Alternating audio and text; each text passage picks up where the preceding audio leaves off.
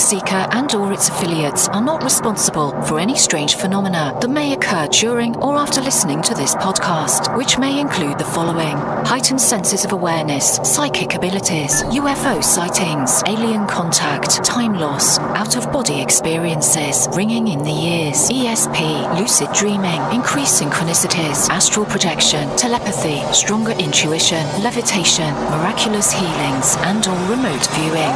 Please be advised to listen at your own discretion.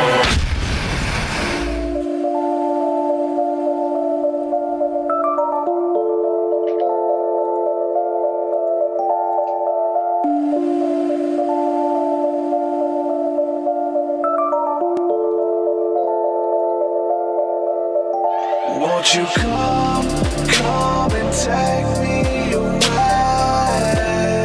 I just wanna be with you. Won't you come and take me away? To a place I walk on troubled seas, faith to stand when I don't believe. I just wanna be with you. Won't you come and take me away? I just wanna be with you. Won't you come? You are now locked into the TruthSeekah Podcast. Gargoyles! Psychics! Everything's ungodly! Dark savage! Streaming live at TruthSeekah.com. She's not a Christian! Give it up, y'all. Your portal to the paranormal, esoteric, and all things spiritual. She's tampering in dark-sided stuff! And now, your host, TruthSeekah. Yo, what's up, ladies and gentlemen, boys and girls? This is the TruthSeekah Podcast. Excited, delighted to be with you guys today. We're going to get into some beautiful spiritual conversation. We're going to be talking about magic. What kind of magic? I don't know. You just got to hang on. There's many kinds of magic. We're going to talk about a little bit of it today. Philosophy, spirituality. We always tie that in. That's what we do. So shout out to everybody hanging out with us in the podcast community, everybody hanging out with us in Discord, everybody watching live on YouTube, Facebook, all of this beautiful technology that we have, and then all the people listening to it on the podcasting apps. So shout out to everybody in the community. Want to give a huge shout out to everybody who has been supporting my work via Patreon. We're not able to do this show without your help, so thank you guys for enabling me to do this and bring you these shows, these interviews. So yeah, I want to give a shout out to some of the latest patrons we have within the last 2 weeks or so. Shout out to Laura Davenport, Matthew McDonald, Christina Kramer, Mark and Holly Zapita, and Letitia Young. Thank you guys for believing in my work and coming together, partnering with me so that we can bring you guys more episodes, more music, teachings, creativity, all of that stuff that we do, like to infiltrate the airways with truth, love, peace, and understanding. And you guys enable me to do that. Thank you, everybody who's supporting. If you'd like to support, head on over to patreon.com/TruthSeekah. There you get access to my entire discography of music. 200 plus songs, and I'm continually putting new music up there all the time. As soon as it's done, you get access to it. You get access to our Thursday night School of the Mystics, Sunday morning seer class, behind the scenes stuff, really cool merch. You get discounts on that stuff, a bunch of really cool stuff. We're trying to make it real creative and interactive, and give you a reason to join, man, reason to support. But there's a bunch of cool stuff. You get access to our Discord. It's the community aspect of everything we're building here. A lot of really cool people that you can meet, hang out with, and like-minded to chop it up. You got some crazy out there beliefs. You tried to go to your pastor, doesn't want to hear it. Tried to go to your parents, they don't want to hear it. Who can you talk to? Well, there's a bunch of people in our Discord community who are open, loving, and understanding. There's no elitists there. They don't really gravitate towards us, so we don't have no elitists or like nothing flies, whatever the case is. Open and safe environment to discuss your spirituality and ask questions and share your story. So it's really good stuff. And I'm going to give a huge shout out to some of the people in our community. I want to go ahead and plug this really quick because we were supposed to go to I had an event in Memphis, Tennessee, which was going to be Encounter. Some things happened and the event fell through. Was not able to get the support and funding to actually put it on, pay for the building, all that kind of stuff. But a bunch of people were ready to travel and come to that meetup. We were going to do a concert. Was going to do a teaching, guided meditation, prayer, all of that stuff. We had a bunch of people lined up. That fell through. Some of the people in the community said, you know what, we were really looking forward to meeting all the people in the community, looking forward to hanging out with TruthSeekah and his family for the weekend. So they took it upon themselves to kind of plan a weekend to come visit in my area. So we had a bunch of friends from the community, and they drove, most of them drove a really long way. Some of them planned their family vacations around this so that they can all come and meet one another and hang out. So I'm going to give a shout out to a couple of people who hung out with us this weekend. Opened my home up to a couple of you guys, and it was beautiful to see you guys in person. Some of them I met for the first time. They've been supporting my work for years, and I finally got to hug their neck, welcome them into my home. We had a prayer meeting Friday night, which was really beautiful, much needed, and we sought heaven together, and it was fantastic.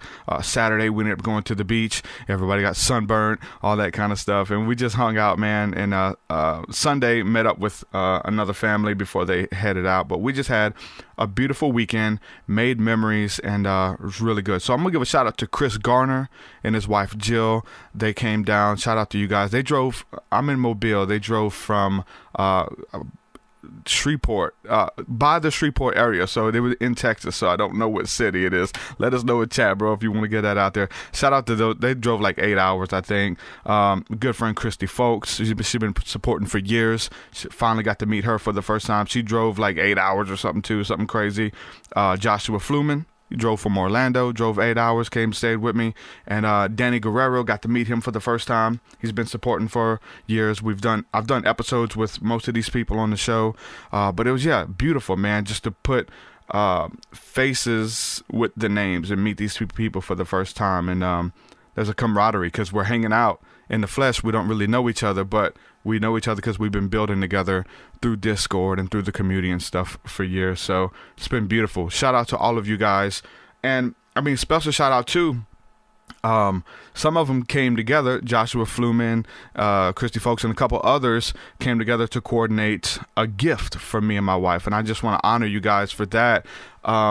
They really believe in what we're doing and wanted to bless me and my wife, and ended up booking us a condo for our anniversary. So they got us a condo in Destin for our anniversary. So, man, you guys are awesome, man. Thank you guys so much for believing in what we do and appreciating what we bring to the table. And I don't know what I would do without this community. Thank you guys for everything that you guys do. So, patreon.com/TruthSeekah. Meet some of these people. They're really cool. I'm going to go ahead and jump into today's conversation. We're going to be talking about magic, mystery, prophecy, the energy filling me. There was no stopping me. The magic of Chin Chin. Welcome to the podcast, brother. How are you? Hey, how are you? Thank you to the TruthSeekah community. Derek, thank you very much for having us out here. Or me out here, I guess. Good stuff, man. I'm excited to get it in with you. You got some special stuff for everybody watching, listening, that you're going to do some magic tricks here in a little bit. We're going to talk about magic. It's not just stage magic or whatever. It's a lot more for you. Getting into illusion, the mind, all philosophy, even like a really big part of it for you. I'm intrigued by it all.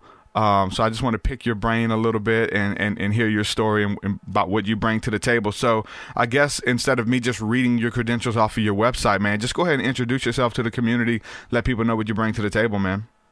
So my name is Chin Chin, located out here in the San Francisco Bay Area, 37 years old, 60 days sober today. What? Just working hard. Started magic when I first saw magic when I was a young kid, around about 6. I had reconstructive surgery on a cleft lip. I was born with a cleft lip. And in the hospital, during the healing process, they brought a magician in to entertain the kids. So that's really the first time I saw magic. Came home, talked about magic. So for my healing gift, my dad got me a bunch of Thundercats toys and a magic kit. And I kind of gravitated towards the magic kit and decided to make magic my life. Dude, I gravitated towards the Thundercats. And you gravitated towards magic. Good stuff, man. That's something I wanted to talk to you about as well, because like dealing with magic, and I believe I deal with magic with my music. It creates an atmosphere. You control the crowd to be able to take them on a journey through the mind, through illusion, and you're able to tie in truths and pieces of eternity all within this place where you spark awe and wonder.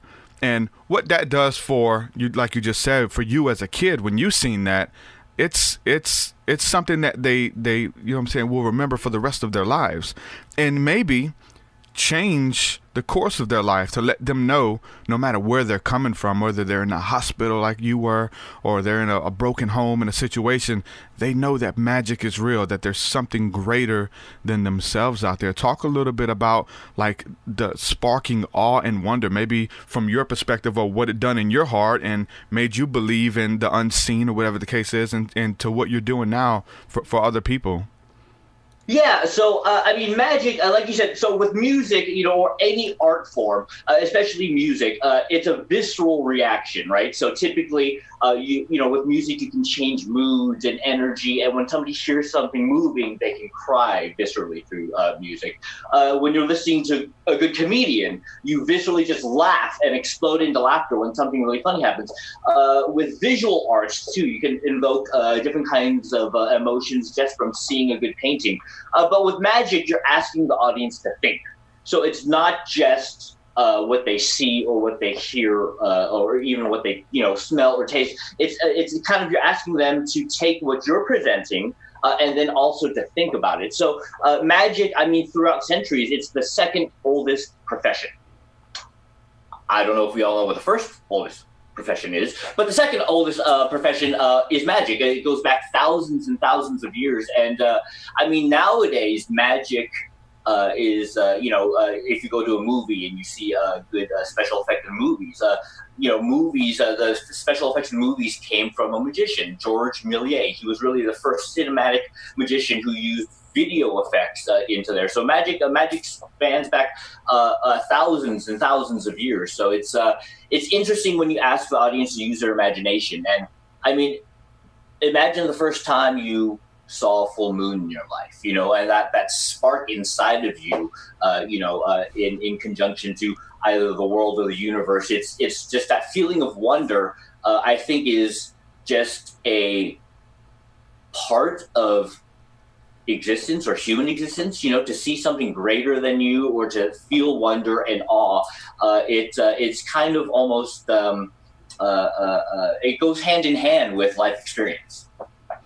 That's awesome, man.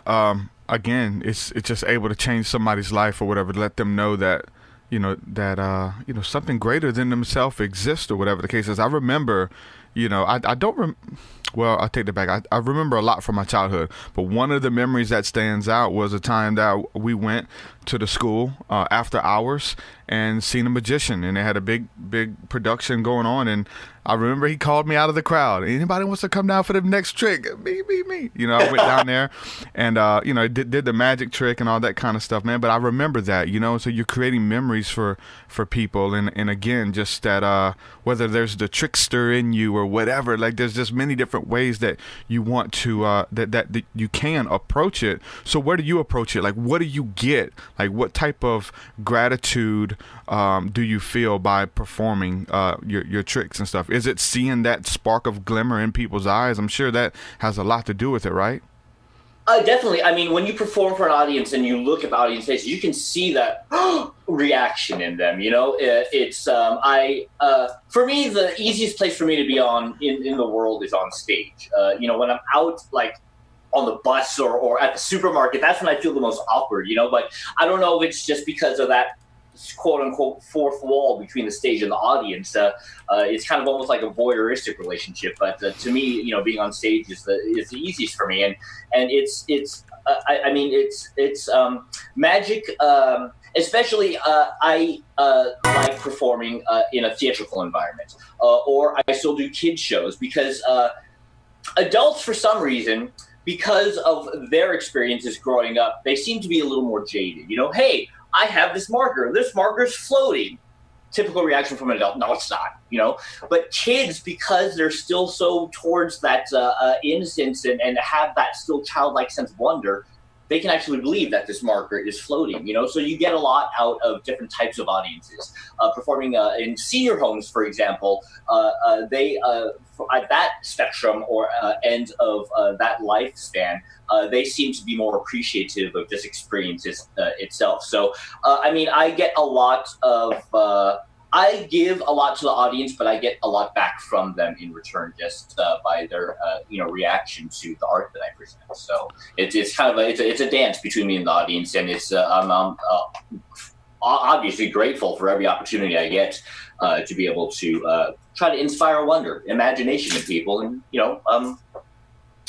sometimes magic can come out in like a deceptive con man-y kind of way, and that's not how I approach magic. It should be more for entertainment purposes, to make somebody laugh, to do a good dance number with an illusion, as opposed to, hey, I'm going to cheat you at poker. That's kind of schemish to me. So magic should be more on the art end of it. That's awesome. I've got some of your footage here playing while we're speaking live to the people who are watching on the live stream. That's one of the benefits, people, of joining live and listening live. You get to see some of the visual aspects of the podcast. So that's a good thing we can talk about. So we're talking about the awe and creativity and wonder that is sparked in the hearts and minds of young people when they see this stuff for the first time. They're just blown away. They go, they leave in, they remember it forever. I remember when I would do a lot of concerts and stuff, I would always, let somebody sing on the microphone or let them chant the lyrics or whatever the case is. There was even a time I was playing in a band, and the last song was like a really heavy song, and it was really easy. You just had to hear the rhythm of the drums and bass and play that rhythm on an open chord. And I would always give my guitar to somebody and let them play the last riff. And like to see some kid out there like, hey man, play this, dude, you got this. And they're on stage playing, it's like they're gonna remember that forever when it's something that sets them apart, or it's like, hey, I see you out there, you're a part of this as well, sparking that awe, creativity, and wonder in people's lives. So we're talking about young people. Now, what's the difference for the older people? Because a lot of older people, like you said, that pen's not floating. There's some older people that deep down within, they know it's not floating, but they want it to be floating, and they want to spark that imagination and that joy within their heart. So what are some of the reactions of people where you can see that smile or even see them break through that hard shell or whatever the case is with some of the older audience? So I've always approached magic in kind of that old saying, what would Jesus do, right? So with magic, I kind of take it an approach like, what would Mr. Rogers do? So, puppets and music along with inspirational messages to inspire children, right? So I've kind of taken my show and tried to become the quote-unquote Mr. Rogers for adults and kids, So some of my pieces are message-driven with messages of positivity or whatnot. So it's again, like we said, magic, you're also asking the audience to think. So not only are they going to see a magic trick and try to figure out how that happens, but putting a message to that sometimes can really break through to the audience. So you get sometimes, even in the faces of adults, with a really solid magic piece, you can almost see them go back to being 5 years old in their eyes and and that to me is the best, Oh man, that's awesome, bro. Seen in some of your footage, I know you do a lot of stage magic. You put on like a lot of production. There's music, there's lights, there's explosions, a lot of really cool stuff. But then I've seen some stuff with like street magic. Do you do a little street magic as well? I do a little bit of street magic. Now before, David Blaine was the one that really popularized that category. Before that, it was really considered close-up magic throughout history. And I do have a couple of pieces, that I've worked on. But for me, again, I excel best on stage in a theatrical environment. But any magician, should be able to perform either a card trick, a coin trick, or a stand-up effect, or even a large illusion. So I tried to practice all areas of magic as much as I can. So street magic is definitely an interesting approach, and it's more intimate too, because on stage you could be in front of 2,000-3,000 people, but when you're in front of a person one-on-one, or just a group of 3 people, you can really bring that intimacy of magic down to almost a personal level with them. Just because you're in front of them, you're asking them to pick a card or touch the props themselves. So it's that's definitely a cool genre, to do magic in. Yeah, man, I remember seeing David Blaine for the first time, and being a teenager, and that, as far as we can get into this in a little bit, but just like, oh, magic is real. Like, he's really making that card levitate. And there's a lot of people. Well, let's just talk about it now. There's a lot of people who would see that and be like, that's a demon helping him do that. I've got friends who swear up and down.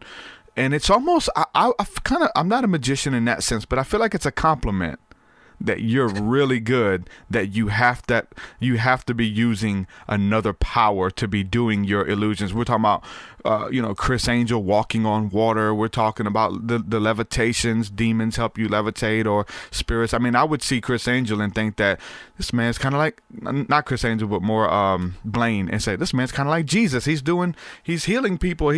I've seen one where he's like snapping his fingers and making butterflies come and land on them, and like talking to random kids. And I'm like, I want to be able to do that, man. And thinking that he's like in tune with nature and he moves beyond the veil. But like a lot of those people, even like Chris Angel, before every episode, he's like, look, this is strictly illusion. I'm going to kind of kill it for you. I'm just that good that you think that these are demons and I have spiritual powers and stuff like that. What do you think about that? People thinking and I always want to, call the devil card. I mean, that's been going on since the beginning, right, with magic.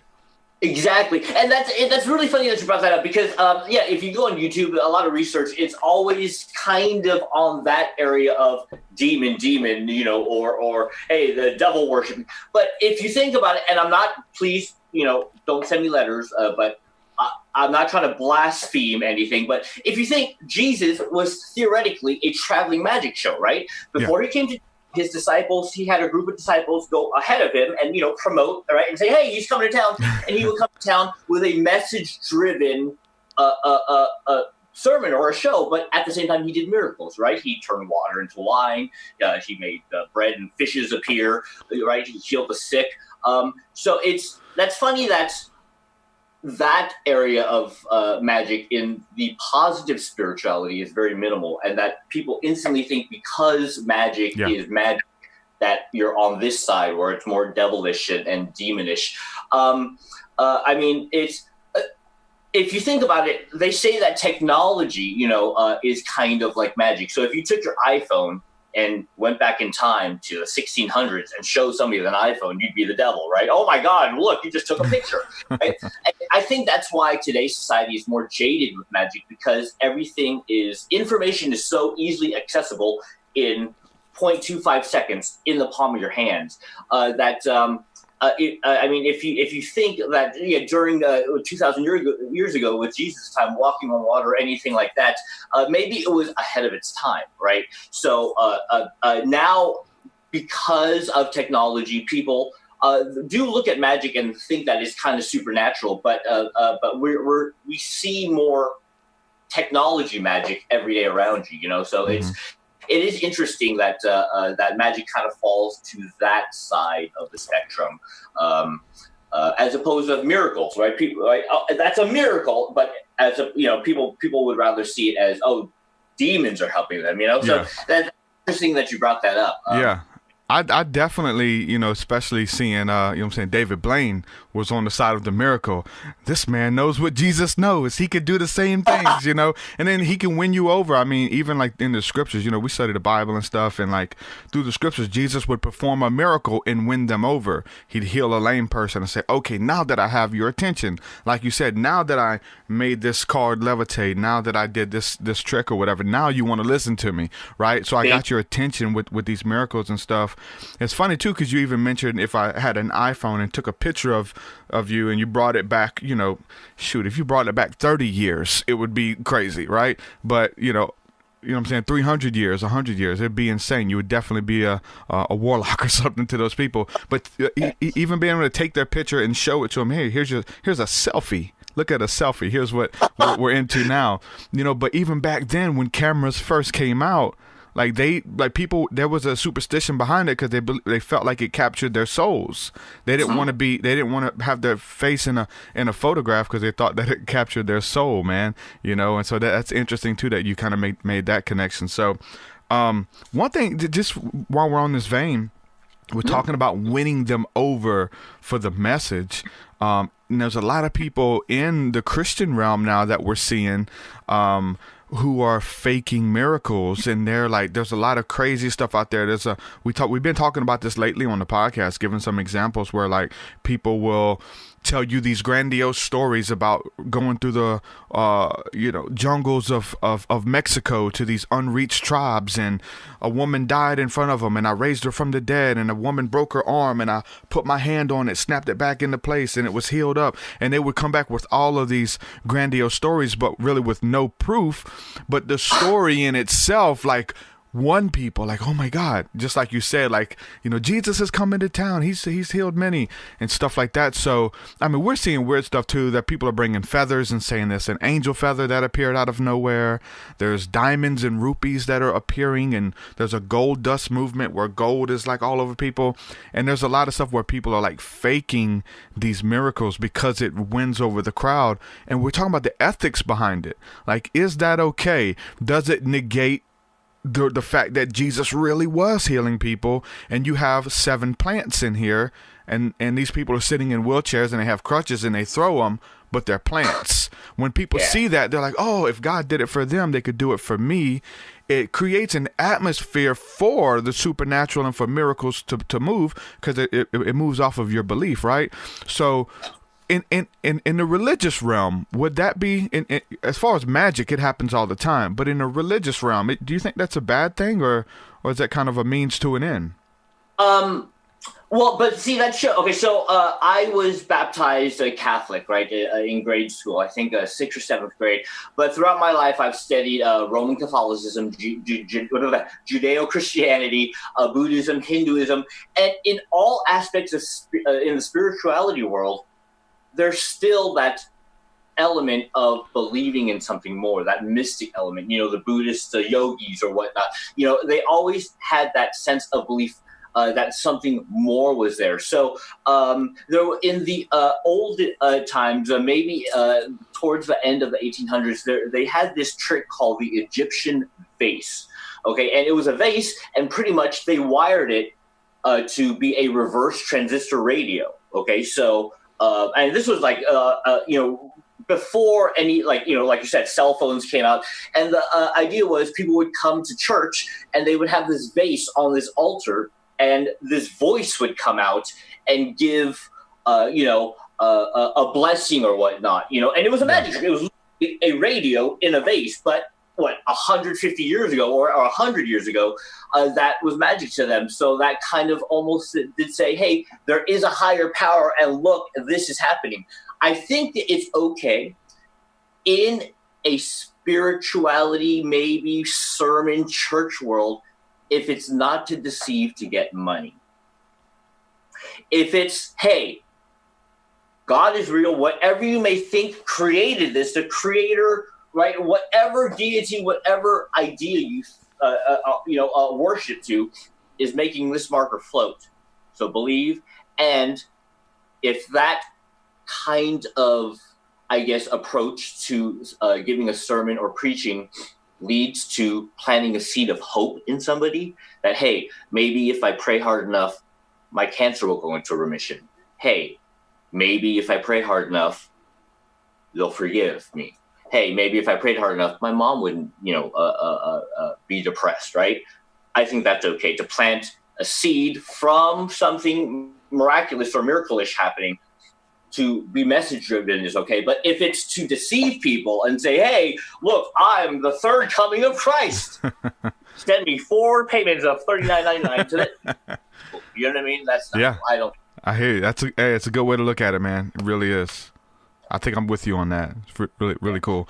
But when people find out that they're duped, though, they're usually mad. You know, if they find out, like, you know what, there was a guy on the other side of that wall speaking to me through that vase, and there's a bunch of that stuff in you know what I'm saying, in the Greek text, and it's in the scripture as well. Like, there was a pool that would move, and they believe that it was an angel went into the pool and caused it to move, and if you got in that pool when it was moving, then you would be healed. And so there's all these crippled and lame people fighting to get in it, you know, but it was like little parlor tricks and stuff that they would do. I think it's good, but when people find out that they're doomed, not doomed, but that they've been duped, they feel like, you know what, this whole thing was a sham to begin with, you know, so you got that going on too. Especially when it's money, though, you feel like, damn, he got my money, you know. I mean, yeah. Then you're talking about then that's making people feel like they were conned, you know. Yeah, con artists coming through, and there's hey, let's be honest though. There's snake oil salesmen. I mean, they're in every field. They're in the religious field. They're in the magician field. You know, all that kind of stuff. So they're definitely out there. So. I mean, if you know, again, going back is you say magic, and then it should be used. I think everything in life should have the proper intention behind it, because if the proper intent is behind any action, then people will know it came from a loving place. You know, yeah. I mean, even Jesus got mad, right? And like, you know, as he went into the church and he threw over the tables because they were selling posters and bootleg DVDs, outside of church, and right, like again, it should be with the proper intent to help people and not for monetary gain or anything. You know? Definitely, man. There's a comment here. I'm going to read this comment and see what you think. I hope that it's not condescending, just trying to make the connection here. But Chris Garner said, let me pull it up. I'm kind of slow with these comments. But essentially he said that we all know that wrestling is fake. But we still watch it with awe. I know. I'm like, what do you mean wrestling's fake, bro? What do you mean? You never seen somebody get suplexed on their head? That's not. You can't fake that, bro. Getting power bombed into thumbtacks. I mean, so even that. I mean, that's a whole dichotomy to open up too. Is the fact that we know it's fake, but then when you go above and beyond, like, okay, I know I want to believe, but oh wow. I know it's fake, but how did you do that? How did you get power bombed into thumbtacks and still live? How did the guy punch you and your head's busted open? I mean, there's a lot of different tricks and stuff these people do that we're still, even though we know it's fake, we're like, oh, we're left mind blown. In the same way with magic. I mean, I'm looking at, David Blaine, coughing up frogs, and the fact that he had to put his body through to do that, to turn himself into a human aquarium so that the frogs could live in his stomach without any acid, and he literally swallowed them and coughed them back up and they're okay. Like, even though we know he's an illusionist, that's pretty crazy. That's pretty far out. Being underwater for 12 minutes and all of this far out stuff that people are doing, getting punched in the stomach by Kimbo Slice and being okay, because if you brace for the impact at the right time, like, there's a lot of stuff people are pushing the envelopes, even though quote unquote you say it's fake, there's still like that sense of awe and wonder, especially when people are pushing the envelope, right?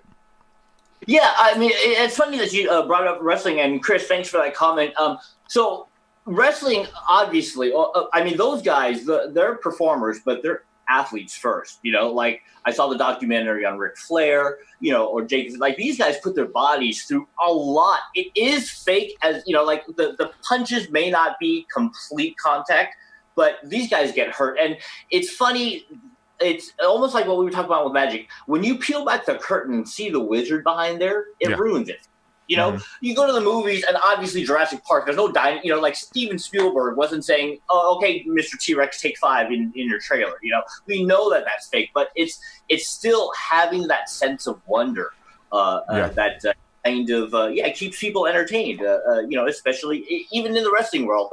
It's almost taking that entertainment a step further, especially in wrestling, is a physical aspect of it. But it's still amazing when you see it.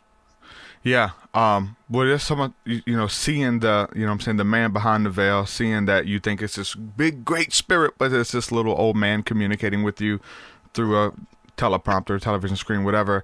We were just, even we had some friends over this weekend, like I said, and we were just watching random stuff on YouTube. And we were talking about the Ninja Turtles, and I was a huge Ninja Turtle fan. And for me, they were real. Like those guys were, even the cartoons were real. But then I seen the movie, and I'm like, oh, this is them in the flesh. And like I'm like, these are my buddies. If I ever need help, I can call on them. They're gonna be there. Like it's, you know, as a little kid having that awed wonder, and then remember watching the movie, being so infatuated with it, and it's like, look, this is proof these guys exist. Then I watched the behind the scenes, and they're talking. One of the dudes takes his head off. He takes the mask off, and I'm like, oh my God, there's a little man inside of that suit, and it killed the magic. Like I was devastated, bro. Man, this isn't real. I've been living a lie.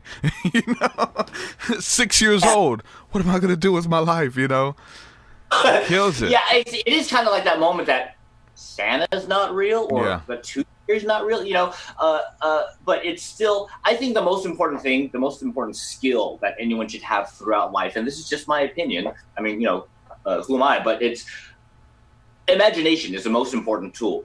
That because information is so readily available, that even the younger generations, that it's almost like imagination is being gone. Because, okay, long gone are the days of the 3.5-hour Shakespearean play. Then we cut it down to what? An hour and a half of the Broadway style play, right? Then we brought it down to a 30-minute sitcom. And now we're down to 1 minute and 10 seconds on America's Got Talent, where it's right. And YouTube videos, like nobody has attention spans anymore. You know, it's so I think imagination, keeping that sense of wonder and that imaginative spirit of anything is possible is the most important tool people should have in life, I think. Definitely, man. Innovation, imagination, like everything comes out of that. There's nothing that exists that we have created in cartoons and ideas and podcasts that didn't, and aesthetic that doesn't come out of that imagination. And when I had a friend of mine, he always quoted this, and you've probably heard this. He's like, you know what I'm saying? The mind is like a parachute. It only works when it's open. But when you open your mind and you're able to kind of, you know, we talk about through spiritual practice, through manifestation, going into the mind and accessing maybe even higher states of consciousness, the deeper realms of the mind, and the power that we have to go in and get that vision for yourself, maybe even to create something, what you have to do to get a game plan and just to birth it. So there's almost like a form of spiritual alchemy where you're going in, creating something, having this idea, and then the road that it takes to manifest it and bring it to the table. Even almost like maybe a journey with a magic trick. We start off here, but there's this place that we have to go to manifest it and bring it to the table, right? Everything starts with an idea, right? That seed, just that idea can sprout a cure for cancer, right? Yeah. Just the idea can sprout an energy car, Mr. You know, shout out to Mr. Musk, right? An idea, you know, a simple idea can turn into anything, or it can die with nothing.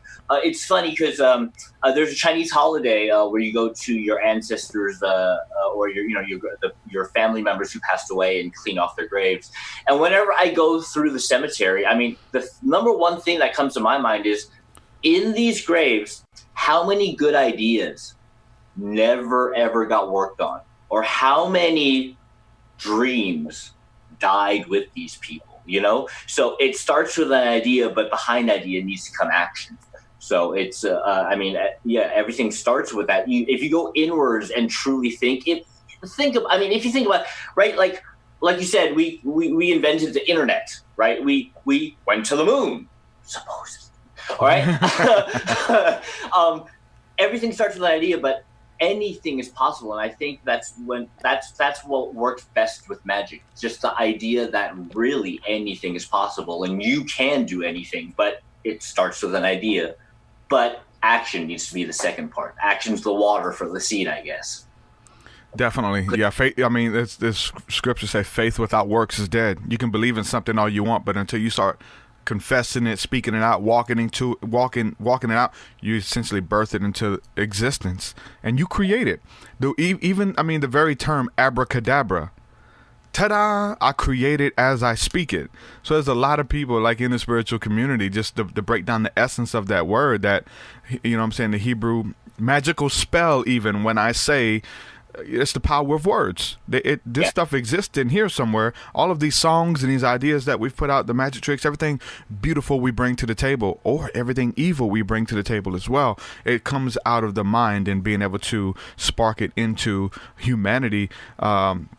Existence. That's why, I mean, we talk about the scriptures and stuff. It's like the Bible says to renew your mind. Make sure you're thinking about good stuff, because whatever you put in is going to come out. Garbage in, garbage out. So renewing the mind, thinking about lofty things, figuring out ways you can help people. The opposite ways, you're going to find out ways you can hurt people, ways to do harm, the ways to piss people off, ways that you can win an argument, all of that kind of stuff. And you want to kind of stray away from that stuff and be one who helps everybody. I think magic is definitely doing that, man. Go ahead. I mean, you look at it, you said magic words, right? So it's kind of like a sequence of events.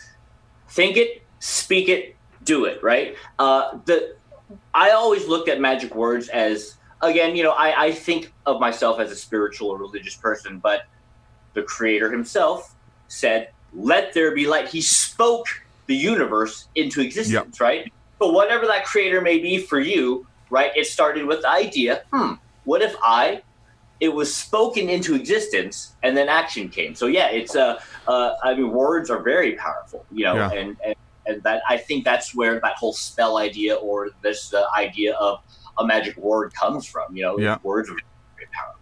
Yeah, spell. I mean, just getting into the whole etymology of words. I mean, when you perform a magic ritual, you're performing a rite, and we write and proclaim sentences upon people. We write in cursive, and when you can put a hex on someone, you're putting a curse on someone. I mean, there's this spell. We perform a spell with our spelling. I mean, there's so much that goes in with just the magic behind writing in the words, right? As long as you don't take that right and do wrong, I think should be the way you should look at it, right? Oh, we definitely should. We definitely should. There's a book by T.D. Jakes he just came out with. It's like he's kind of like an entrepreneurship book or whatever, just diving into creativity. It's called Soar. And he really, in the book, he looks at the Wright brothers and them creating like the first airplane, right? This thing didn't exist, and people are saying, hey, you can't do it. What do you mean you're going to make this big piece of metal fly through the air and all this kind of stuff? And they believed in it. They've studied it. They created it. And so the premise behind this book, he talks about how, like, God didn't give us, let's look at wood, for example. God didn't give us a table. You didn't pray for a table, and you don't pray for a table and God just manifests a table, You don't pray for a chair and a chair shows up, and all of these things, a house and a house shows up. God gives you wood. There's trees that grow. He gives you wood, and through the imagination, ingenuity teaches you how to use the things that are around you to create that stuff in your life. Cut down that tree and make a table. Cut down that tree, make a chair. So you have to actually put some action behind the faith. Or going around just believing God for a table, praying for a chair, it usually don't work that way. It's usually stuff that we already have in our lives that God has given us, that we're supposed to use the imagination, use the mind, and manifest it, bring it into our reality, right? Yeah, I mean, that's an excellent point, because just to me, real magic is looking at invention. I love studying Da Vinci, but just in the last 150 years since the Industrial Revolution, look how far we came. And it all started with an idea. Like, we were building skyscrapers, right? We made the internet and the Big Mac secret sauce, right? All of that came essentially from imagination ideas. So a lot of beautiful things could happen. But I mean, like you said earlier, you shouldn't take a Machiavellian approach to things, of how to win. You could. These are just my thoughts. But everything comes from that just that simple act of imagination. Good stuff, man. Well, let's go ahead and jump into the magic trick that you have for us, man. You actually have something you want to bring to the table here. It'd be awesome for everybody hanging out with us live. I will bring it to the table that you just prayed for now. I don't know if you've noticed this, but right behind me is a dirty mattress and this envelope, okay? Now, Derek, this is the first time we're actually really talking. You know, we've been texting back and forth, but I discovered your podcast through the musician Kaylee. A friend of mine turned me on to his music, and you know, he's a very talented person. So I asked, shout out to Kaylee, by the way, and I asked him permission to use just some of his song titles. So, Derek, we've never met before this podcast. I didn't ask you any personal information. We didn't set anything up. This magic trick is happening right now at this moment. You have no idea what I'm about to do, correct? I'm not a plant. Correct. Okay, good. I want to get some information from you. Derek, I assume that you have a mother. Yes. What is your mom's birthday? December 13th. December 13th. Do you know of what year? Sorry to put your mom on blast. Oh, my goodness. I barely remember my year. I do not know the year. Do I need to make one up and just write it down? Would be weird. Say it again. Don't say 2006 because that would be weird. Yeah, let's go with 1956.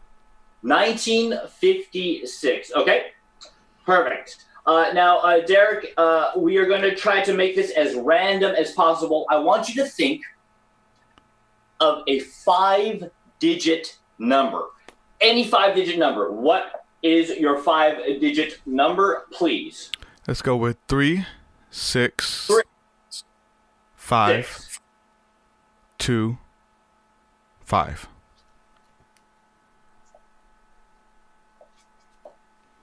Three, 6, 5, 2, 5. Cool. Think of any city in the entire world. Any city at all. Okay. What is that city? Houma. I'm sorry? Houma, Louisiana. Houma. Houma? Yes. Houma. Okay. We will come back to this in a couple of seconds.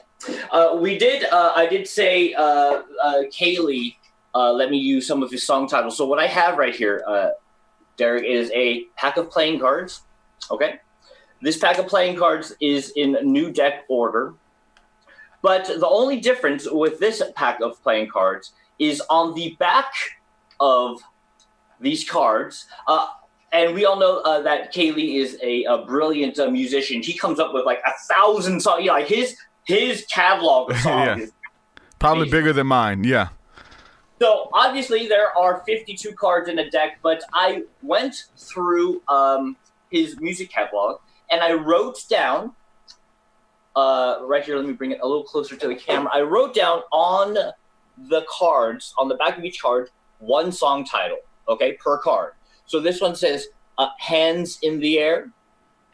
We have Champion. We have Boomerang.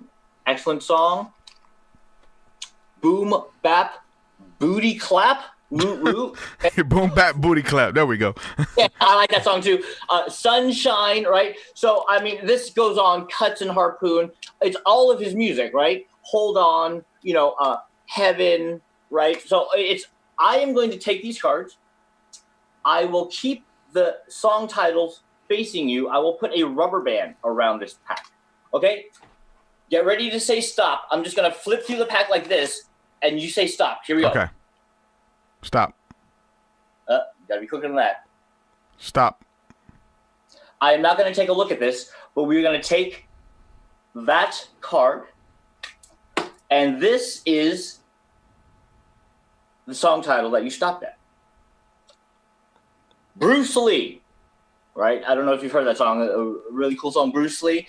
So we have a whole bunch of information that we just took. We have a song title. We picked your mom's birthday, right? We picked your favorite city. In this envelope is a piece of paper. This piece of paper has been inside of this envelope since the top of the podcast. I want to show you what is on this piece of paper. But before I show you what's on the piece of paper, I want to show you what I wrote on this piece of cardboard. Okay, let me bring this closer. On this piece of cardboard are the answers that we had. It says your mom's birthday, December 13th. We just made up the year 1956. Your 5-digit number, 56525. Favorite city is, how do you say that again? Homa. So again, this envelope has been in full view. I will take out the piece of paper and we will see how we have done with this piece of paper that I have put some information in. There's a paper clip. And let me back up a little bit. It's a fairly large piece of paper. This piece of paper reads, I would like to thank the TruthSeekah Podcast and the audience. Derek's mom's birthday is 12/13/1956. The number he thought of is 36525. And the city he selected is Homa. I also want to thank Kaylee for allowing me to use his song title. Derek picked the song Bruce Lee. Wow. Love it. There you go. Love it, man. Great job, dude. Thank you very much. Got my mind working. Yes. We love it. I'm trying to figure out how you did it. You know, that's one of the, it's the analytical mind. You know what I'm saying? Where we want to know, we want to figure everything out and know how it's done. But, dude, good stuff. That shows we've never met before, honestly, or you can tell the audience, right? I did not tell you to pick those numbers. I didn't ask for your mom's birthday, right? Or the song title. But that shows, actually, that even if we're strangers, we're actually connected. Definitely. It's good stuff, man. I'm going to rewind this and figure it out and call you back. There you go. Hit me. One of the things, so as far as and people in the chat are saying, awesome, bravo, very impressive, all of that. So, one thing that really still intrigues me to this day, and maybe as a form of it, what we just did there, is mentalism. Yes. That gets me the most. Like that, man. And I want to ask you, how does it work? But I know you can't. You're not gonna, okay, this is the trick. This is the trick of the trade. Let me tell you on the TruthSeekah podcast. Well, but talk to me a little bit about that, man. You know what I'm saying? Mentalism. Yeah, started to gain popularity in the early 1900s, right? Late 1800s. That was really the golden age of magic, the age of vaudeville. So now we go down to the corner movie house or the theater to see a movie, right?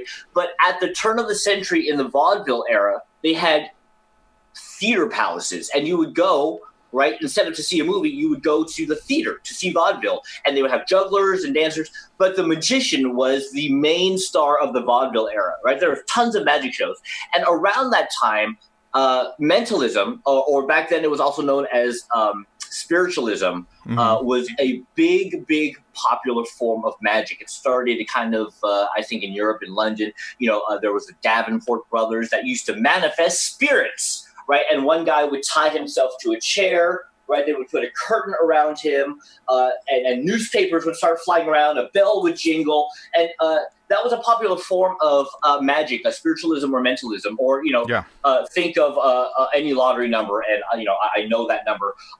So Houdini actually, before he really went into the whole escapes era, used to go around the country trying to defraud spiritualists or mentalists. He would show up to magic shows or seances, right? They have and he would that the way that the lady like Whoopi Goldberg in Ghost. Oh, I see your husband, and knock 3 times, and also right. Madame Blavatsky is a big example. Who somebody who did that. Blavatsky. Yeah. And he would try to disprove people. He actually, in the Bay Area, there's the Winchester Mystery House. And Sarah Winchester used to have seances to try to talk to her husband who passed away, right? And Houdini actually showed up to one of them to try to disprove the mentalist or spiritualist. So it was a huge movement back then. It is starting to come back now, I guess, in entertainment. I've definitely seen some brilliant performances where, somebody would go out into a person in the audience and have them pick out take out any dollar bill in your pocket, and he would know the serial number, for example. That's definitely a really good form of magic. But again, it even goes back to the whole psychic, right? The psychic idea. Yeah.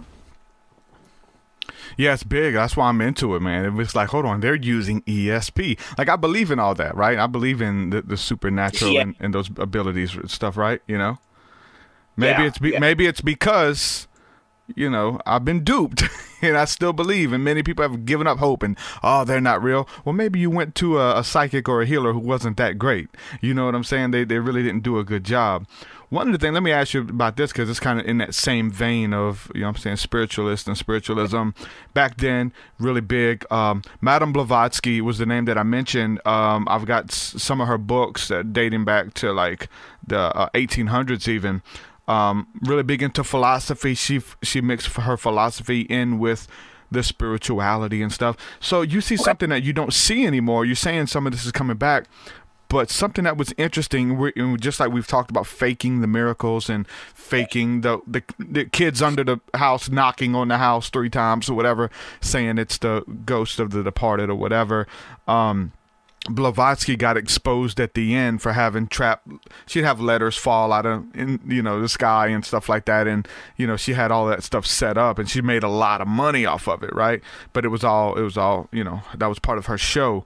But what about the ectoplasma during the seances? Like, people would be covered with green jelly and just pulling it out of their mouth and all over and stuff like that. You don't see that anymore. I don't know that there's mediums and stuff who are going around. Somebody plasma out of the mouth, I would send them to the nearest emergency room. That does not seem like an everyday, Yeah. I've never experienced ectoplasma. Yeah. But the spirit I've experienced as a magician, I've studied magic literally since I was 7. Most of my life is spent. I've also studied music and lighting design and all, but magic is what I've really studied. And funny story. And you actually yesterday, in prepping for this interview, we talked about if I ever had any kind of paranormal stories. Yeah. So as a magician, it's hard for me to be kind of completely awestruck and amazed. This is a real story. So my father passed away January 2018. And they say that after a person passes, right, either the Buddhist or the Catholic, it's about 40 days before they pass on. They kind of have 40 days. So the weirdest thing happened. I was living in Walnut Creek at the time. I was by myself inside of the place I was living. I went to take a shower. I got up out of bed. There was nothing on the bed. I swear on everything. Went to take a shower, and when I came out, on the bed, on my pillow, was my dad's favorite candy and my headset for my iPhone headset on the pillow, because he was the type of person who would come in just to make sure you're okay before, right, as a kid, and he would just kind of put your things for the next day so you'd be prepped. He would prep you, right? And that wasn't there. I swear, that was not there. I got up, went to take a shower, I came back, and his favorite candy and my headphones were on the pillow. Like, and I'm not crazy. Another thing that around that same time too, I stepped out another day. I was taking a shower. I stepped out of the shower, and after you get out of a hot shower, there's steam in the air. But among the steam, it looked like almost neon blue cigarette smoke. And it was this wavy smoke that was just kind of going back and forth. And I kind of blew the steam away, and that kind of went away. And this thing was still there, and it kind of just faded out into nothing. So, I was completely amazed. And I think that there is something there. There is something there that is Of course, there are a lot of frauds. I mean, I don't know if Sylvia Brown was a fraud, but you have those type of people.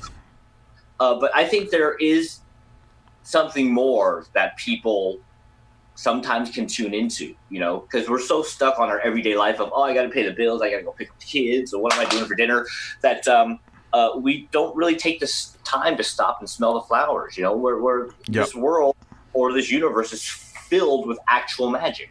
Mm-hmm. Yeah, and it pulls you back into the moment, living in the moment. When you see something like that, you're not living off of the back of yesterday's successes. You're not just caught up in your memories about how life was or how life is going to be once I get that job, once I get that girlfriend, once I get that. You're just in the moment, and this is the only moment that we have. And so magic and music has the way to making you feel alive, right? Same thing with walking through nature. The weird thing is, we say we don't stop and smell them. You don't really appreciate them until they're gone. So that's why it's like staying in that moment, making yourself be mindful. And I always talk about how I remember like when I was driving a truck for a living, and I'd have to drive, 5 hours in one direction and 3 hours this way, 5 hours that way. And I felt like I was in a cage, and I would just drive through the countryside and look at these green fields and flowers and stuff, and I'm like, man, I wish I could just go lay in that field. And that's because I'm in this place doing something I don't want, because I can't stop and go lay in the field because of GPS and we gotta timing and stuff. But because you can't, you look at it and you're like, man, I want to do that. And usually it's just about being mindful and just being in the moment and just even being present and just taking that scenery in versus like, I got to get to my next destination and fighting this crazy traffic or whatever. But being in the moment, and magic has a beautiful way of doing that. Well, here's a homework assignment for you and anyone listening or watching. Tonight, when the sun goes down, stop. Just stop, whatever you're doing. I mean, unless, you're a firefighter or something, right? But if you can, at tonight's sunset, just stop and look at the sunset, right? When the sun goes down, just stop and look up at a star. Like people are so jaded nowadays, and we're so in our phones every day. Yeah. Just stop for a second, take a breath, and appreciate what's around you, because that's the magic. And like you said, right, they paved paradise to put up a parking lot, right? If it's gone, that's when you miss it the most. So yeah, this moment is all we have, like you said, Derek. That's a great example too, man. Stargazing unlocked wonders for me, bro. It really did. Of just being in the moment of like, I'm gazing into eternity. I'm looking into heaven. And then there's like, we get into the supernatural, we get into the paranormal and the biblical text, and we see lights that are moving and stopping. Like, UFOs, who are they? Where are they from?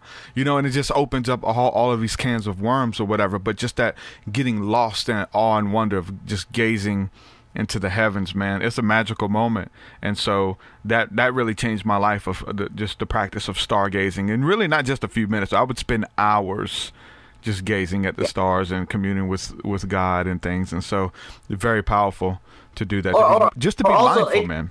It doesn't have to be stars, or if you're walking by and you see a flower, just stop and smell the flower. It's magic every second around us. It's all around us. Yep. It's about being mindful, being in the moment, whatever that moment is, and just appreciate everything that you're going through, for the good and the bad, right? We go through the bad stuff and we want to just be zapped out of it and be in something a little bit more comfortable or whatever the case is. But just appreciating this journey so that, those dark places, make us appreciate the light.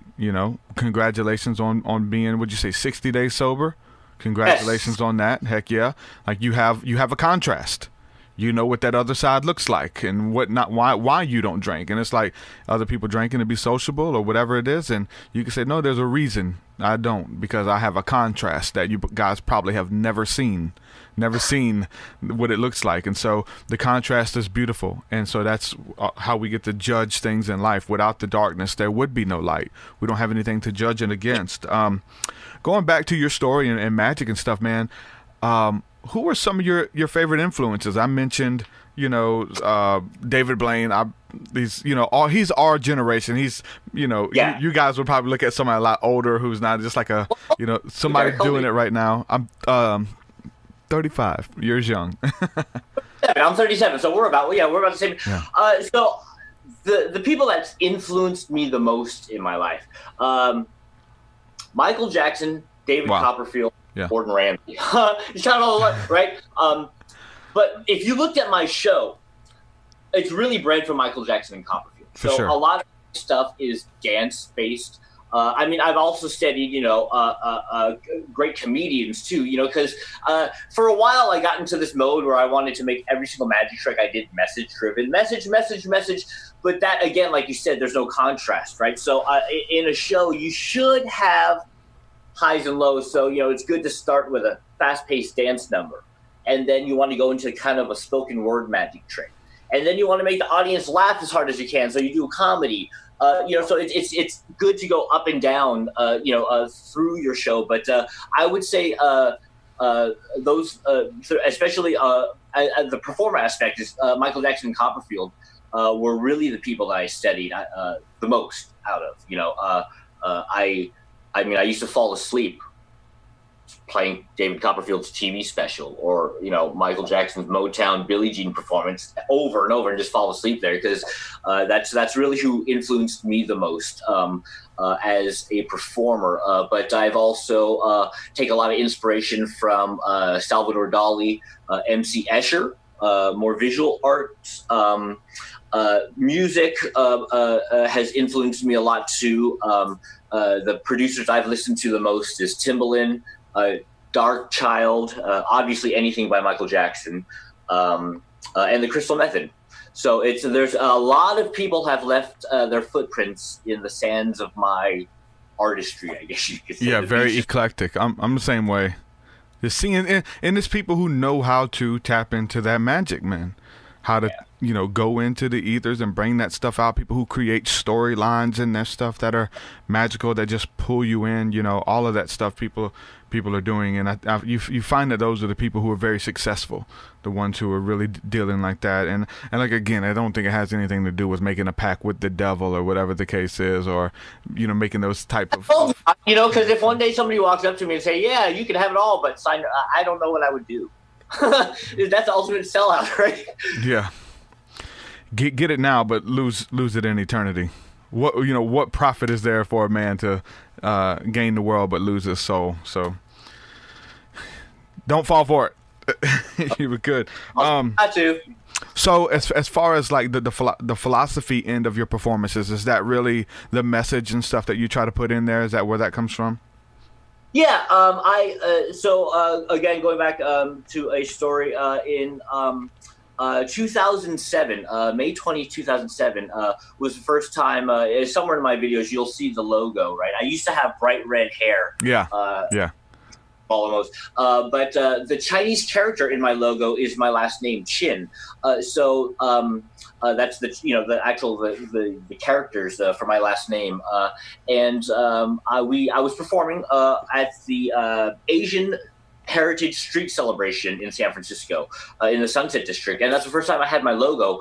My grandmother, right, when I was younger, used to come to all of my public shows, right, and I invited her on stage to give her a T-shirt. And weird story is she actually passed away, like the time I went on stage, like maybe an hour before I hit the stage, she passed, so she didn't make it to the show. At that moment, I decided to maybe take an artistic approach of putting a message and a story of being a kid, right, at my grandparents' house, remembering how my grandma used to cook. And it's a whole effect about, tearing up a newspaper and talking about, like, the hate that you see in the newspaper, right? And eventually, show the other side with love. So that was really the first time around 2007 when I started performing that. But I got into, again, this habit of trying to make everything very message driven. That routine is more spoken word and it's more poetic. I had the opportunity to speak with Teller from Penn and Teller, because I was working a straitjacket effect, where I was going to recreate Houdini's straitjacket, but I combined it with a card trick. And I don't want to put you on blast, Teller, because I'm forever grateful, but he gave me the idea to talk about where the straitjacket came from, right? How in the early days, that was how they restrained people with, in a crazy moment. But nowadays, he said that we don't use straitjackets anymore. We use drugs. right?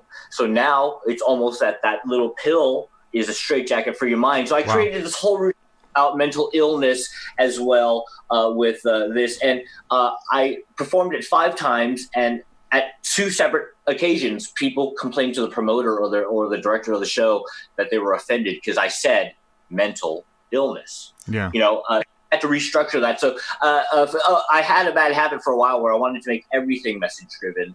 But again, it's just my opinion. These are just thoughts that come around in my mind. But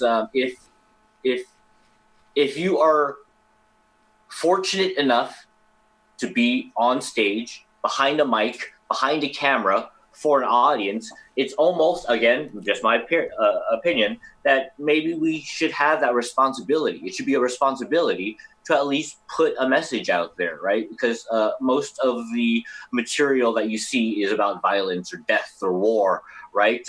Any public figure that should be out there, should take that time to speak what's on their mind. And even if you just move one person, your job's done. So I think, again, message in magic is kind of the approach I've always taken.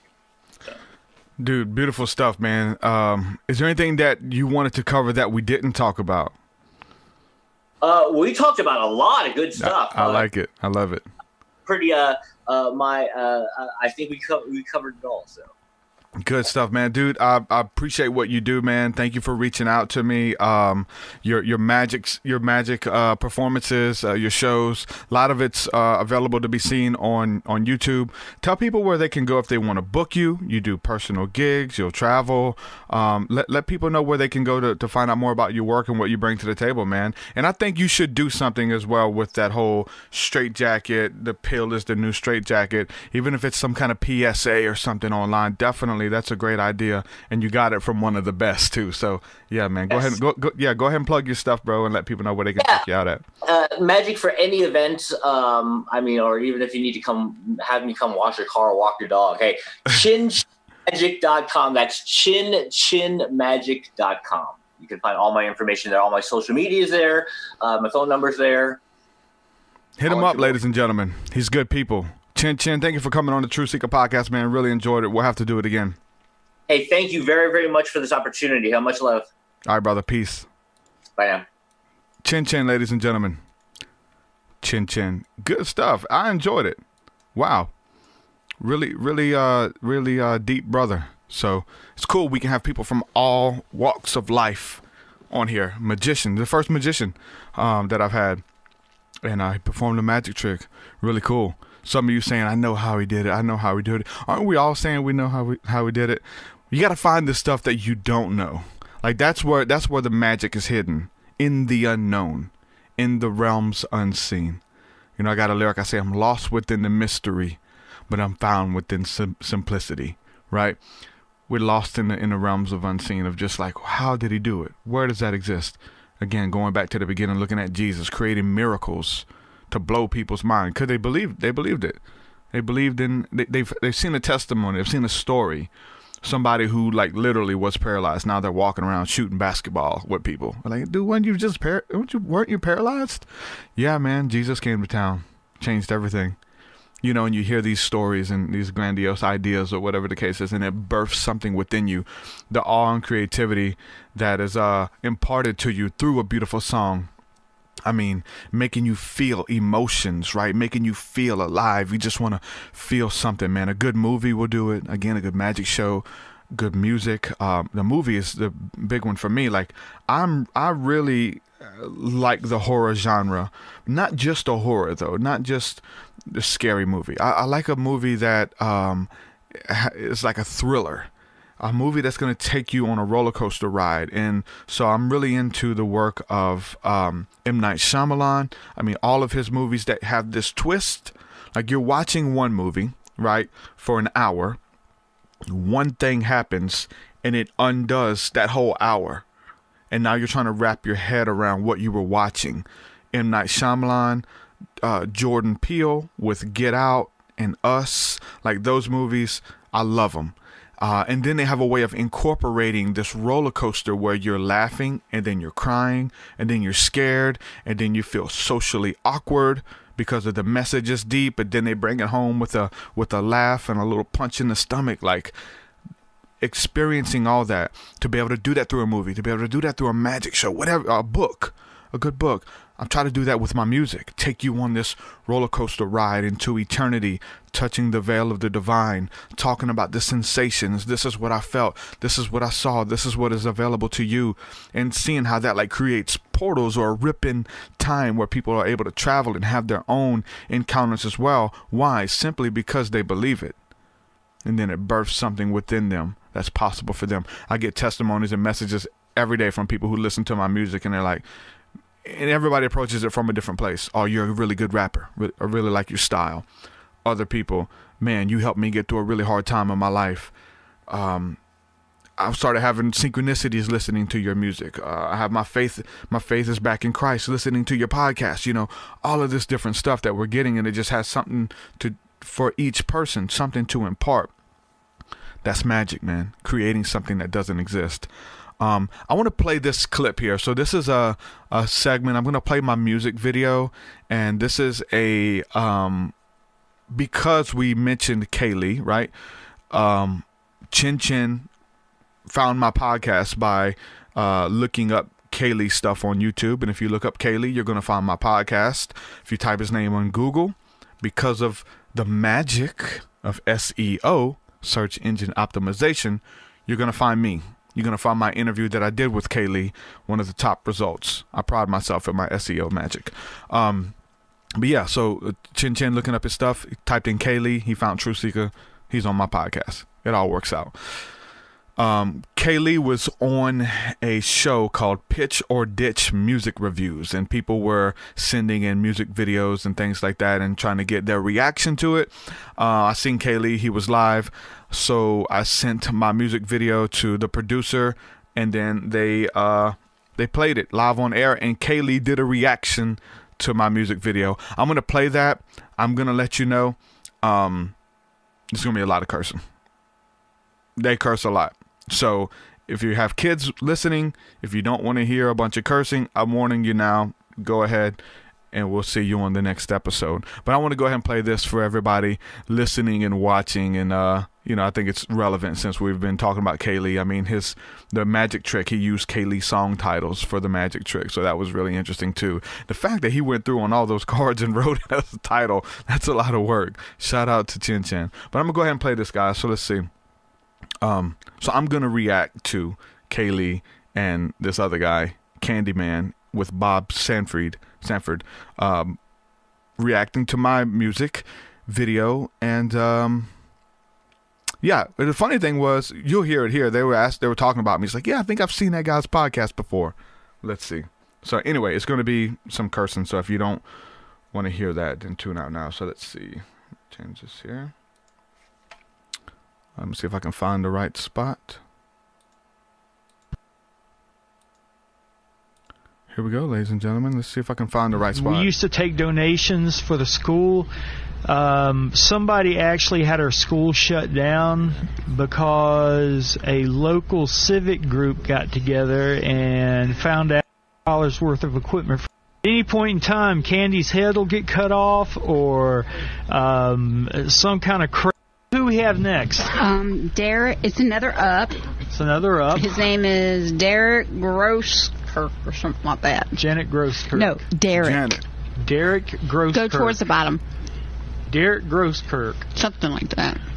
Well, you better know he's paying to get up here. Yeah, hey guys, I'm pretty positive that's my boy TruthSeekah. Okay, just so you know, guys, the money that we used to use for we used to take donations for the school. Somebody actually had our school shut down because a local civic group got together and found out that one of our visitors was an absolute drunk and threatened to kill people through the internet.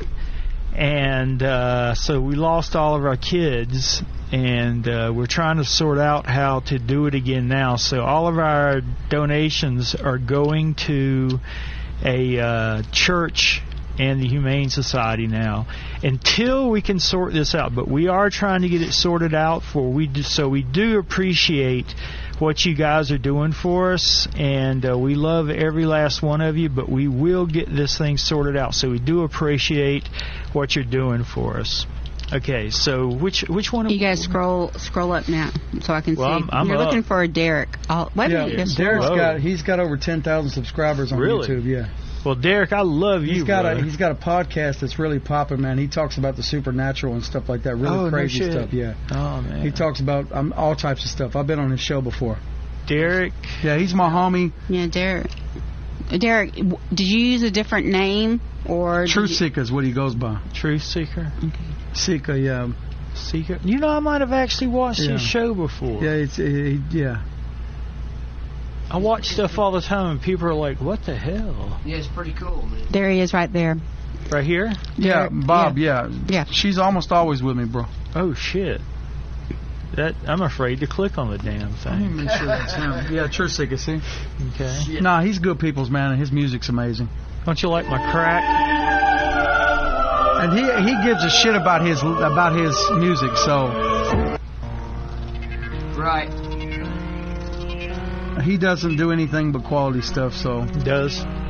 I haven't heard this song, so I don't. Well, I'm going to base my review on him as a whole. Hey, watch this flow. Don't you know what you are? I know what you are. Atta boy! Aliens in this bitch! Oh shit! Yeah. Okay, already, man. That's my boy! That's my boy! That's what quality music's like, bro. Blowjob emojis, guys. This is blowjob emojis. Oh shit! That's my boy.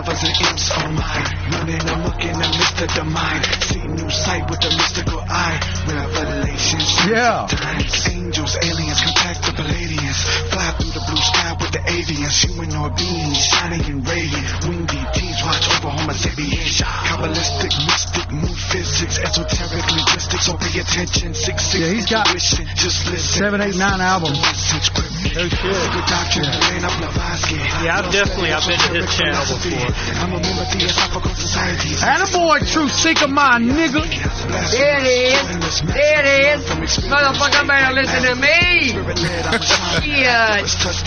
There it is. Combat with the tactics gets tragic. Simon Peter against Simon Magnus. Spiritual, lyrical, or chemical magic. Broad road is the way of the masses. Smoke gets risen and felt. With the oracle of Delphi 12. We are under the reverend spells. In the land of the Bible belt. Reading the runes of the Druids. Into knowledge of which I'm a student. I've known him a long time. We've been making music since 2005. Damn. Self-medicated, I was contemplated, psilocybin. I know they hate it, but mother nature. That's my boy. Yeah. All right. The Irish job. Shine bright like a diamond. Give a sight to the blind man. Yeah. On the wings of an eagle. In the wisdom of rhyming. On the road to discovery. All the truth that I'm finding. I will go wherever he goes. I'm a mystical shaman. Find in the heavens, I'm loose in the Y'all share this live right now. Intelligent kinda, I judge by the fruit. See the change in my walk and my life living root. Get lost in the ether when I speak of mystery, someone in a dream of. From the mouth of the reader, mind of the seeker, the childlike faith in a believer. Do you wanna take it to another level? The weight of the heart, where it gets a tiny feather. Hidden motives never. Video's dope, bro. The light of the body's the eye, however. Open mind in the room, I'm special. You're not alone, we are celestial. Walk a fine line. Blowjob emojis, guys. We need blowjob emojis. I will ascend to the heights of my master, descends to the earth in the form of disaster. Once formless and void, now covered with cancer. The second Adam is the only answer. Bow down to the almighty power. Tick tock, count down, find an hour. Stand and fight, never run, never cower. Bow hands, shall tame, all like the tower. I'll be the first and last sight to see your love is in my mind. Nice job, bro. Now look at Candy. Nice job, old man in the background. There was a famous UFO case where a woman who claimed she was in contact with UFOs taught a alien gang, bitch. How to Alien gang, be in bitch. contact with the same group of saucers, and he was demonstrating this ability for a group of his superiors in a room in the Pentagon, and he asked for a demonstration. He was communicating. I love the fuck out of that. Writing, and they said, go to the window and look out, and they all went to the window and looked out, and there was a brilliant golden disc of light cruising past the Pentagon, and they went berserk, called the nearby Air Force Base to see what was on the scopes. The radar had just gone out in this sector, etc., etc. Oh, shit. To tie it in with my point, these Dude, I've had dreams about shit like this that. guy was getting on this Ouija board were signed AFFA. But I kicked his ass, so. Which any scholar of Enochian can tell you is the Enochian word for nothingness, friends. Nice job, bro. Alien gang, bitches. That's nice job, awesome. brother. Download this track today, as well as my entire discography. Thank you. Yeah. Thank you. Absolutely. Patreon.com. Freaking awesome, man. Thank you. Help me Damn. independent. Real thankful. That's how you See? do it. Gang, gang. People I fuck with, they be writing that real shit. Thank you, Kaylee. That's freaking Yeah. awesome, man. Lazy man. Perfect time to play that too, D. Shit, alien gang, bitch. And your boy's a good dude too. He's a real good dude, straight up. Alien gang, bitch. Let me put it in my playlist real quick. Straight up. Please. Put it in your Salute to you, D. Salute back. TruthSeekah. Absolutely. Y'all Lazy check out man. his podcast on YouTube. Y'all make sure you check out the podcast for sure. Listen to the man. Yeah, so I thought that was appropriate. You know, we had Chin Chin on, who heard about my stuff through Kaylee, and they just recently reacted to the video. I sent a little donation in for them to play it. So yeah, Kaylee's a good dude, man. Good friend. Like he said, me and that guy, we've been working on music since 2005. I don't know how many. We may only have one song together. I think we only have one song. But good dude. For real. He's taking a different turn. He started out doing gospel rap like myself, and now he's doing this thing. For those of you who are listening on the podcast and you guys just got to hear the audio, the visual side is the funniest side because Kaylee has like this hype man who is I don't know how old he is. He looks like he's probably 65 or something. I don't know. 56. I don't know how old he is.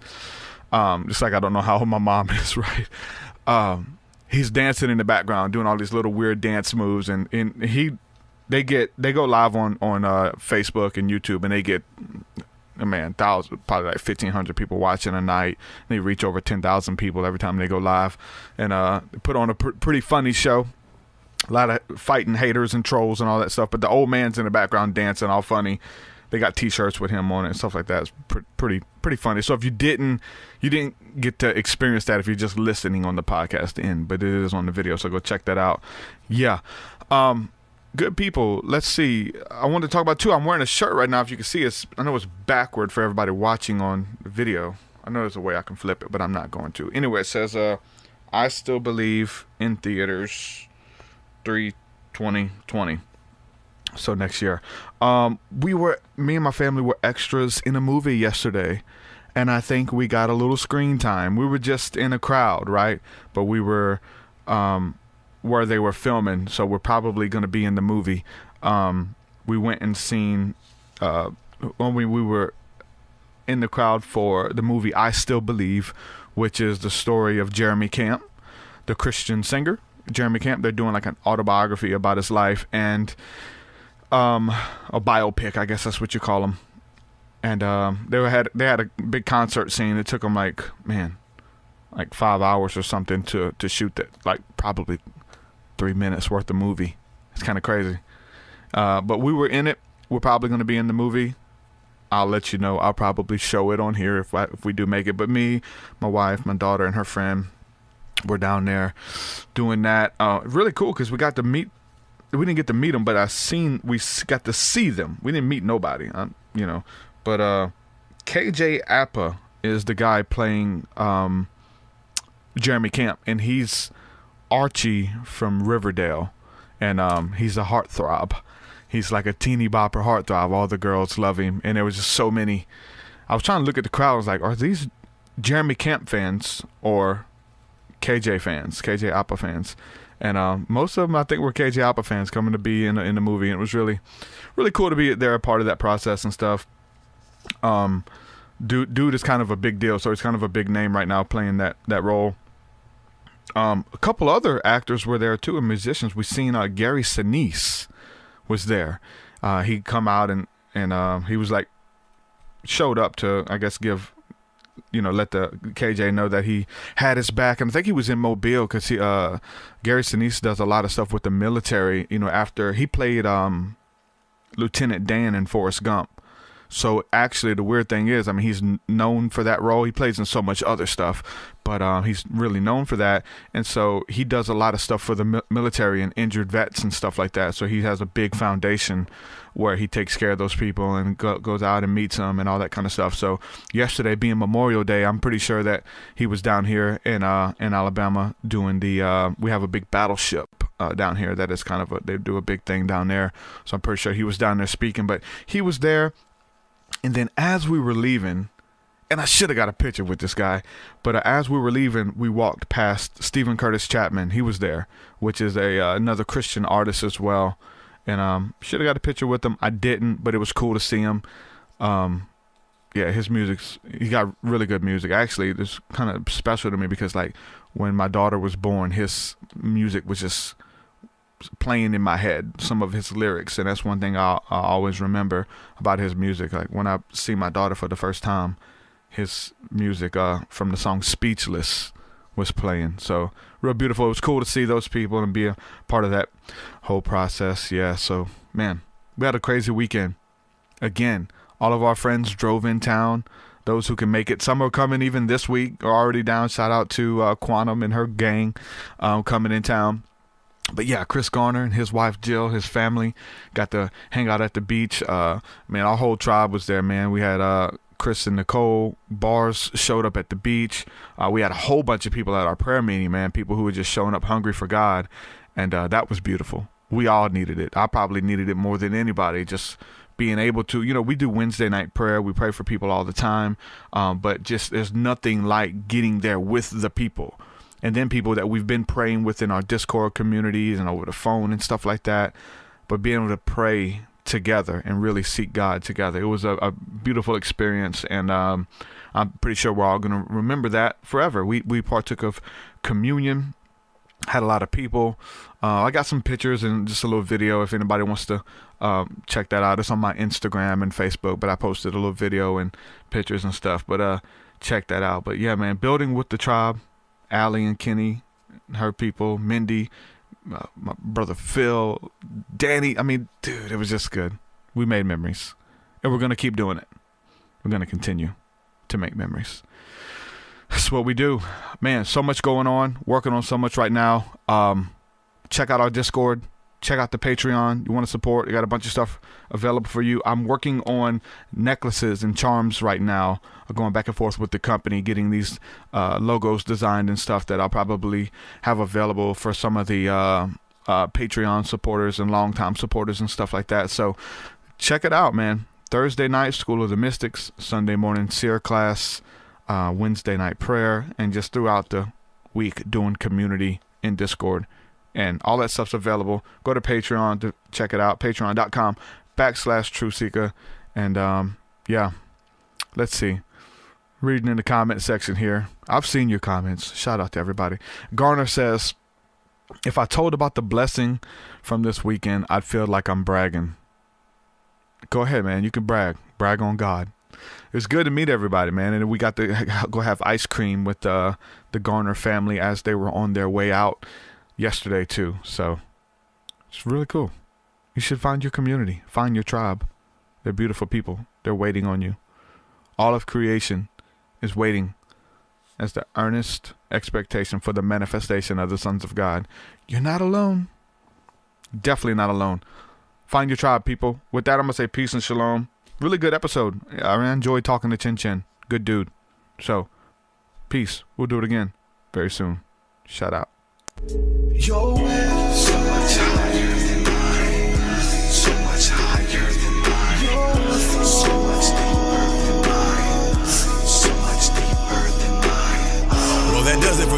episode, folks. To hear more episodes of the TruthSeekah podcast, head over to TruthSeekah.com. And if you're wanting to support the show and get rewards, go to our Patreon page at patreon.com/TruthSeekah.